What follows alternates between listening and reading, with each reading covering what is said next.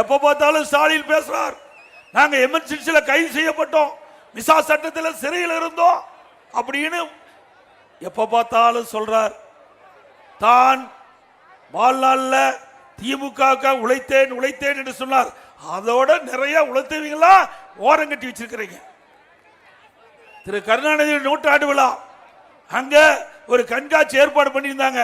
அதுல திரு ஸ்டாலின் மிசா சட்டத்தில் சிறையில் இருக்கிற மாதிரி ஒரு காட்சி. உண்மையிலே சிறைக்கு போக வேண்டிய ஆள் தான்.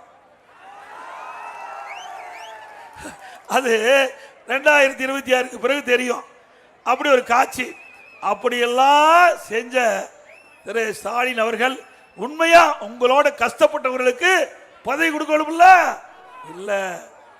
என்ன உதயநிதி எத்தனை போராட்டத்தில் கலந்துட்டாரு, எத்தனை முறை சிறைக்கு போனாரு.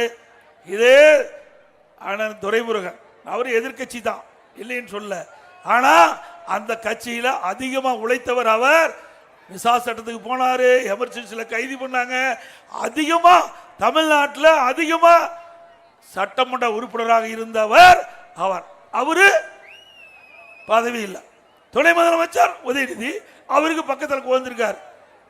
ஆக திமுக பொறுத்த வரைக்கும் குடும்பம் தான். கட்சியில் உழைப்பவர்களுக்கு அங்கே இடமில்லை. இங்க இருக்கிற பொறுப்பு அமைச்சர் திரு நேரு அவர்கள் சொல்றார், இன்பநிதி வந்தாலும் நாங்கள் ஏற்றுக்கொள்வோம். அப்புறம் அடிமை சாசனம் எழுதி கொடுத்துட்டீங்க, அப்புறம் துட்டு வாங்கிட்டு இருக்கிறீங்க, இல்லைன்னா உங்களை எடுத்துருவாங்கல்ல. என்பதை சொல்லினா பதவி காலி ஆயிரும்.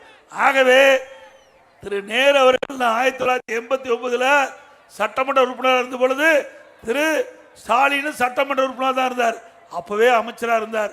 அவர் சொல்றார் கேவலமா இருக்குது.